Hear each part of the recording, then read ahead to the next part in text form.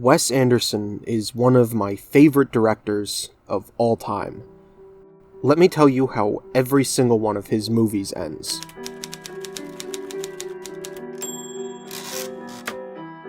Our protagonist is a wayward soul, aching and feeling his age. He is searching for something, perhaps something to steal, something to earn, something to keep, something to find, something to explore. What he really wants, however, is closure. He wants some semblance of anchorage to an ever-changing world which he can no longer understand in the wake of a profound, omnipresent grief that permeates his entire being. Throughout his journey, he is whisked along through a series of fantastical vignettes through a world he is no longer capable of understanding. And then, at the end of the movie, there is a monster. Sometimes the monster is literal, a beast from the ocean deep, a wolf hiding in the woods, a tiger in the jungle. Sometimes it is metaphorical, the rampant onslaught of fascism, a storm on the horizon. We are aware of the monster and its existence for the entire duration of the movie's runtime. It is set up early by a mention in passing, and the idea of its existence is left to simmer in the back of our minds as it grows ever closer with each passing second. At the end of the movie, our hero confronts the monster. There is no climactic battle, there never is. Instead, our hero merely musters up the courage to look the beast squarely in the eye, and then it leaves. It passes him by, and our hero is left aimless and adrift, unable to make sense of the unfathomable thing he has just brushed up against at the edge of eternity. Many of Wes's films, from his most commercially successful and critically acclaimed to his most deeply misunderstood and often overlooked, follow this very same structure.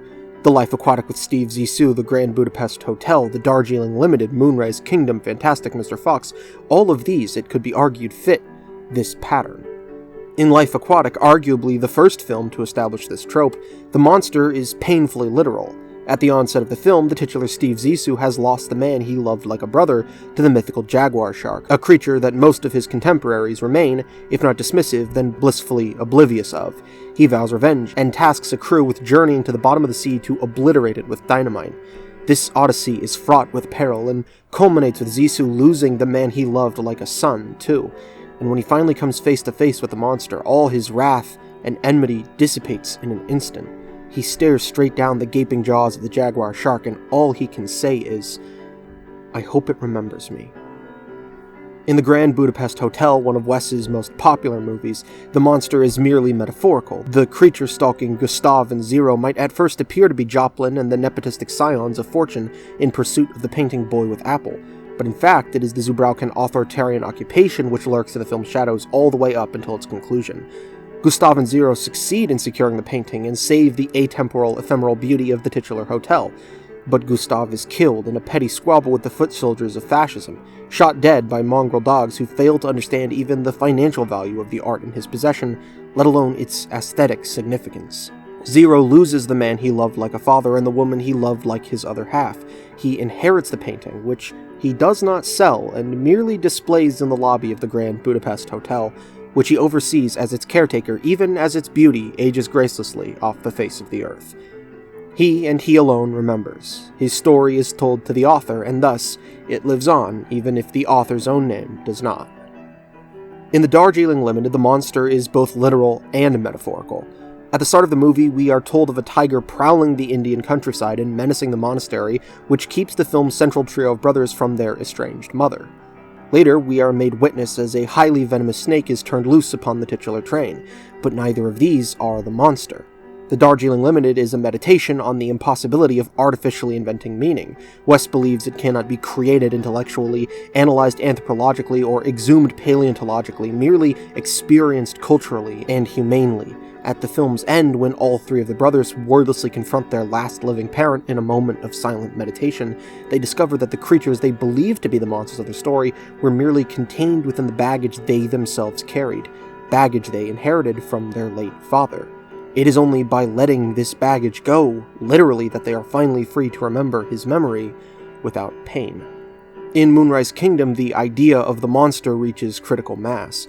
It is no longer a fusion of literal and metaphorical, it is an all-consuming mono-metaphor, the exigence and the extermination of the narrative all in one.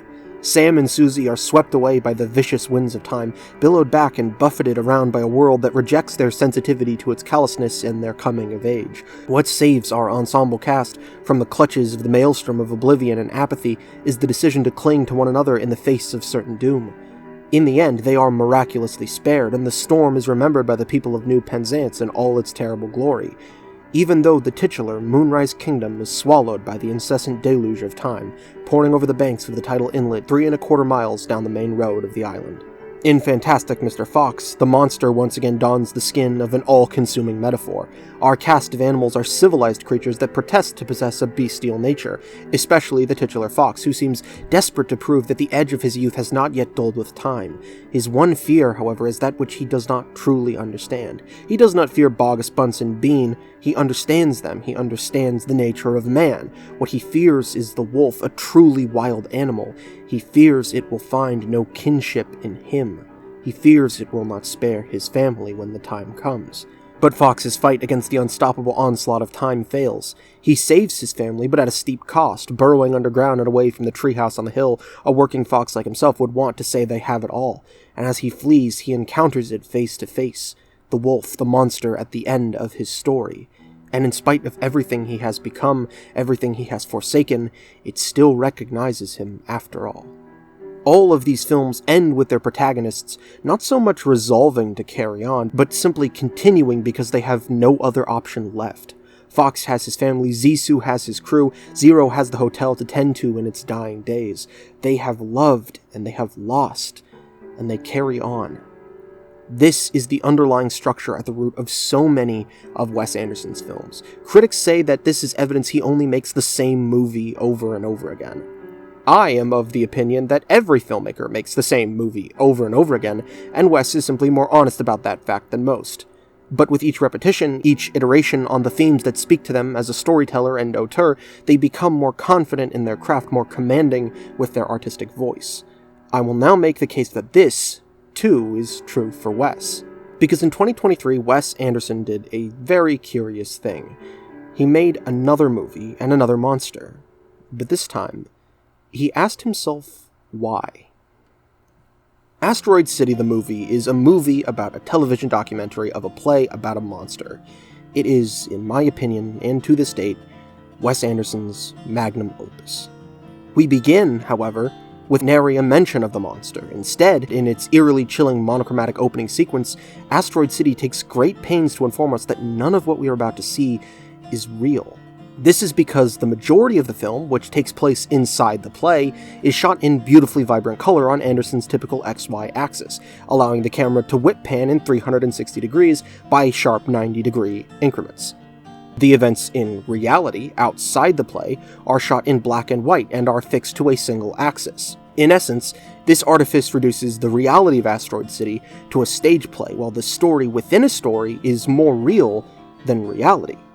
This double helix of infinite inward recursion is at the very core of Asteroid City. This is a story about its own story. From its opening moments, the audience is abruptly yanked out of the film and thrust into a dark, brooding theater of the metatextual mind. Asteroid City the play is a play about a monster. An eclectic cast of characters gather around a retro-chic Route 66 tourist trap out in the western United States erected around a massive crater. They are there to attend a youth science fair sponsored by the United States military-industrial complex, but the interwoven stories of their lives are abruptly suspended and put on hold when, out of the clear blue sky, an alien spaceship descends down to Earth and retrieves the asteroid at the heart of the crater. In doing so, it steals something invisible and intangible from every character in the play, but that something is different for each of them. 1 week later, in yet another equally inexplicable cosmic coincidence, it returns to the crater, puts the asteroid back exactly where it found it, and leaves, with nary a trace left behind. As you may well have guessed, the alien is, for lack of a better word, our monster. If you are familiar with Wes's work, then, or at least the synopsis of it I have given earlier in this video, you might have some inkling of how you expect this film to end. After the alien departs, one of our heroes gives a stilted yet impassioned monologue, reaffirming his commitment to continue and carry on in spite of all he has witnessed and all he has endured. He will take solace in his family, resolving to live in spite of everything that has been taken from him, which he will never, ever get back, and maybe, just maybe, he says, maybe there is a meaning to all of this, somewhere out there in the great cosmic beyond. You might expect this to make for a very fitting ending, and you would be right. This is how Asteroid City ends. But it ends in the film's first act. This is how the play of Asteroid City ends. We hear its playwright, Conrad Earp, read the final draft of its conclusion to Jones Hall, his lover and the actor who will play Asteroid City's main character.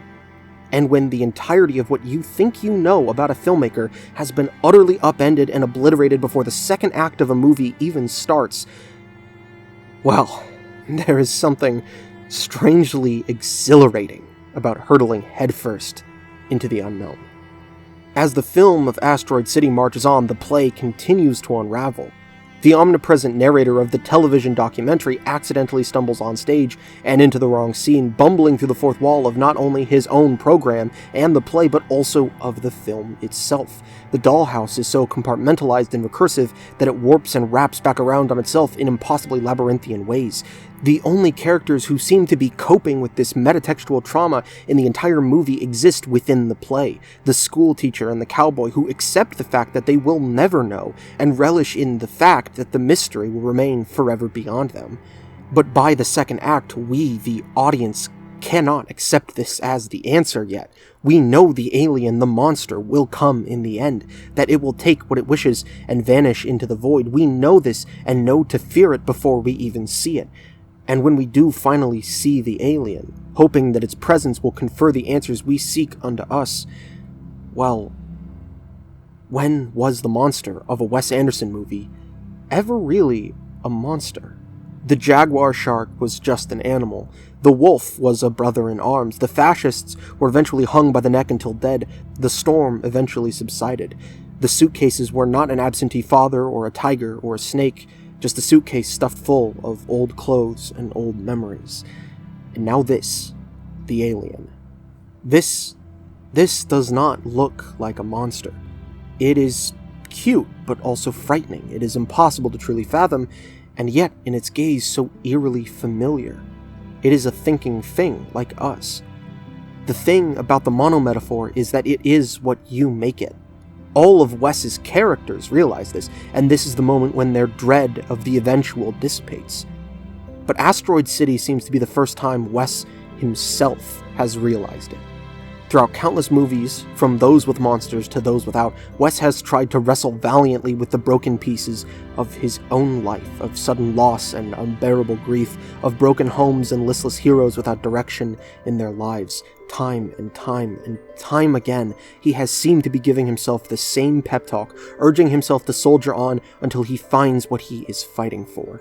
But in Asteroid City, he seems to come to the absurdist conclusion. There was never anything to fight after all, and thus nothing to fear. In this thought there is profound liberation. The monster at the end of Wes Anderson's movies was you all along. Why waste life being afraid of yourself? Conrad Earp, the playwright who cast his great love in the lead role of Asteroid City, died 6 months into the play's run in an automobile accident. Jones Hall, that actor, is playing a character who is also mourning the great love of his life. In the film's second act, the character he is playing places his hand on hot iron while making a grilled cheese sandwich and burns himself. However, Hall is so distracted and distraught that he burns himself on stage for real. He is confused and frustrated. He is unsure of why Conrad wrote this role from him, why his character would burn himself in this way. When he says that it isn't entirely clear, both the character and actor are speaking in tandem. Is his character so starved of sensation that he would take even pain as a welcome refuge from grief? Hall is so lost in his own grief that he cannot see his character is grieving too. In the third and final act of the film, Hall leaves stage abruptly in the middle of the play's climax. He storms backstage, past an anxious cast and crew, past a now unmasked alien who is revealed to be none other than the lovable and dawdling Jeff Goldblum. The alien cannot speak, but Jeff Goldblum can. Perhaps, then, he can speak for the monster since he is playing its role. Hall asks Goldblum's character what he thinks the alien means. In response, Jeff Goldblum tells him everything that I just told you at the start of this video. The alien, he says, is a monometaphor. What is the metaphor for? We don't really pin it down, says Goldblum. But this is no longer a satisfying answer to Hall, or to the audience. He is desperate to understand the man he loved and lost, so deep in mourning that he must find some closure for their unspoken connection, so he rushes further into the back of the theater, searching out the man responsible for interpreting the meaning of Conrad's words, and the last living authority on the script of Asteroid City now that he is gone, the man with all the answers, Schubert Green, the director of the televised broadcast of the play. Hall asks Green how he is doing. Green says he is doing fine.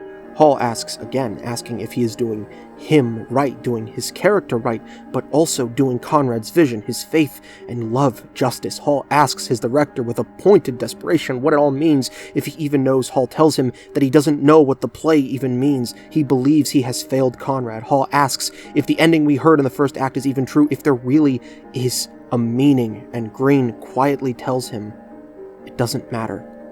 Just keep telling the story. Every Wes Anderson hero closes their story by resolving to find the reason they're still living for someday. Asteroid City completely dispels these earlier attempts at wrangling meaning out of the world as fiction. There is no reason, there is no meaning. There never will be. Life goes on regardless. Numbly, Hall stands up. He still has a few minutes before he needs to be back on stage. Unsure of what to make of Green's direction, he ambles out onto the fire escape of the theater for a smoke to calm his nerves when, from across the alleyway, he sees an actress doing much the same thing on the fire escape of another theater, a mirror across time. With a start, he recognizes her suddenly. She was the actress who was meant to play his character's deceased wife, a scene Conrad cut out of the play after just one rehearsal, a decision he agonized over to no end with Hall. Hall asks her if she still remembers her lines. And the actress, a ghost of his character's love, now serving as the ghost of his own lover, recites the final words Conrad wrote. Hall's character was to ask the actress if she has met the alien yet, if she has asked him the meaning of life and the secrets of the universe. The wife who plays his actress replies that she thinks the alien is shy. Death. Death. Death itself. Shy of us. Being shy every night when we fall asleep, just stopping by to say hello. Hall's character, a photographer who has spent the entire movie trying to capture through his lens the absolute objective truth of the world, breaks down crying and through blurry, bleary, tear-filled eyes, snaps a picture of her ghost. The actress on the opposite fire escape says her final line, "I hope it comes out." And Wes Anderson opens Jones Hall's mouth, speaks through it, and says, "My pictures always come out. God." When I was a very little boy, for a brief moment in the broader context of my life, I had more means than I ever would have again, and my mother could regularly afford to take myself and my siblings to a local children's theater. It was first built in the 1920s and restored by a prominent local businesswoman and patron of the arts. The inside was designed to look like a verdant courtyard on the Italian Riviera, with sunset-streaked skies in the lobby and stars overhead in the theater. One year, when I was almost 11 and a half, which anecdotally was Wes Anderson's favorite age to be, I went to see a stage play adaptation of Fantastic Mr. Fox, and I never forgot it. The revolving mound of the fox's burrow, the burnt orange hues suffused through the entire wardrobe, the bright amber sky of day and deep blue backdrop of night, I remembered it all.